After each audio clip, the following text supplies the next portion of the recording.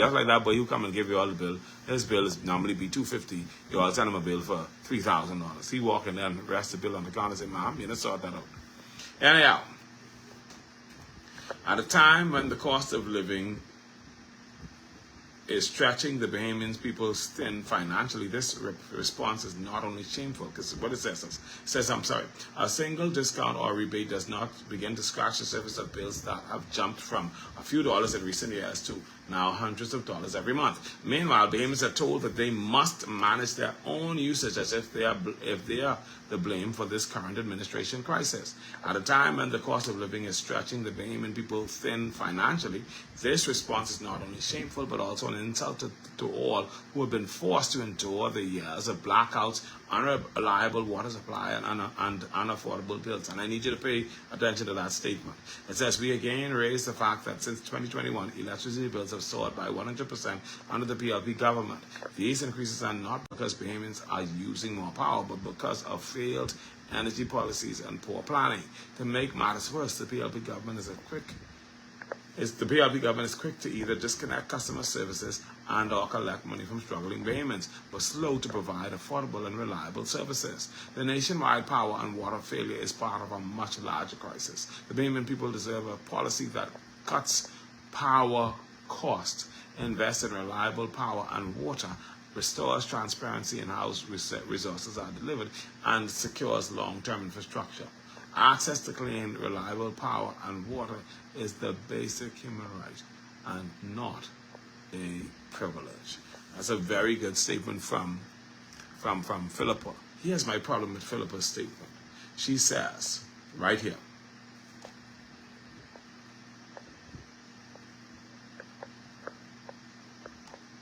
she says it right here. She says, at a time when the cost of living is stretching the Bahamian people thin financially, this response is not only shameful, but also an insult to all who have been forced to endure the years of blackout, unreliable water supply, and unaffordable power bills. Forced to endure years, meaning, Philippa, that both the PLP and the FNM have surveyed and managed this failure. You were once a PLP. While we endured this failure, you are now an FNM. As we continue to endure this failure, are you just now seeing, Philippa, that this is a problem? This has been a problem. I believe you spoke out against it. I'm hopeful that you did. I'm sure that there's some public record of you speaking against it, and we can refer to that. But I'm certain that you don't want to play politics with this, because both parties, PLP and failed the people of Eleuthera when it comes to power services. They failed, and they failed miserably. You understand what I'm saying to you? So I hear you, but your statement, your own statement, indicts your party as well in this failure. All right? It is what it is. Now, it's 12:09 and I got to go. And I can finish the rest of this tomorrow, but I want you all to hear this last piece. And then I can finish the rest of this tomorrow. And then I go.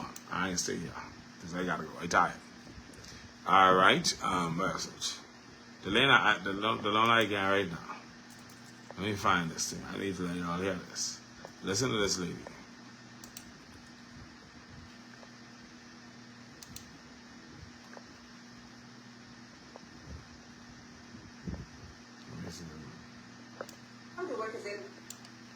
Listen, you all need to hear this lady.